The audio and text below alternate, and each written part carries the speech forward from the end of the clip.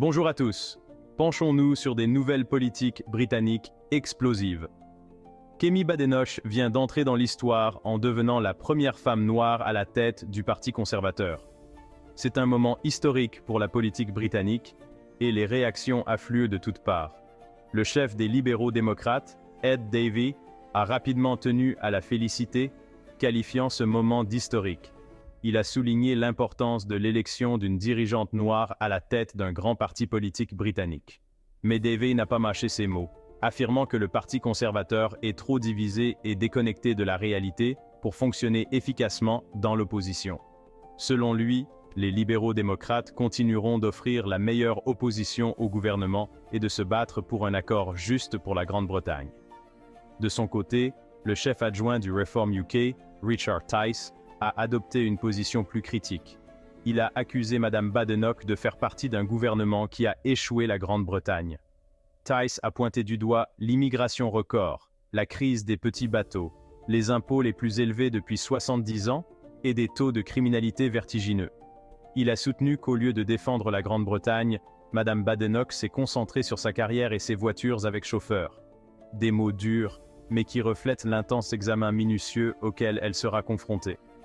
Alors, quelle est la prochaine étape pour Kemi Badenoch?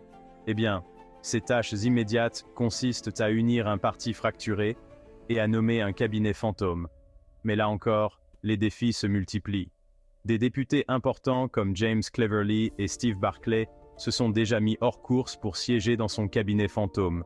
Cleverly, le ministre de l'Intérieur du cabinet fantôme, a décliné l'offre qui lui était faite et Barclay a annoncé qu'il démissionnait de son poste de ministre de l'Environnement du cabinet fantôme, souhaitant passer plus de temps avec ses enfants.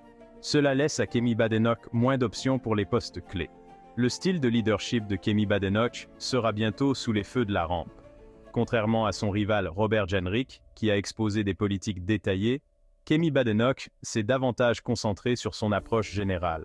Elle estime que l'État devrait moins intervenir, que les impôts devraient être réduits et que davantage d'efforts devraient être déployés pour intégrer les immigrés. Maintenant qu'elle est à la tête du parti, elle va devoir clarifier sa position sur ces questions, vote parlementaire après vote parlementaire. Malgré sa victoire historique, les spéculations vont bon train sur l'avenir de la direction du Parti conservateur. Certains initiés pensent que des personnalités comme James Cleverly ou même un retour de Boris Johnson pourraient la défier avant les prochaines élections générales.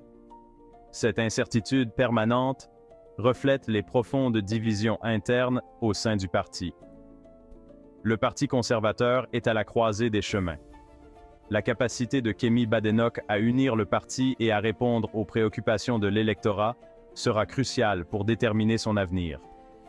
Sa victoire historique est un moment important, mais la route est semée d'embûches. C'est tout pour ce bulletin d'information. Si vous avez trouvé cela intéressant, n'oubliez pas d'aimer et de vous abonner pour plus d'informations et d'analyses politiques.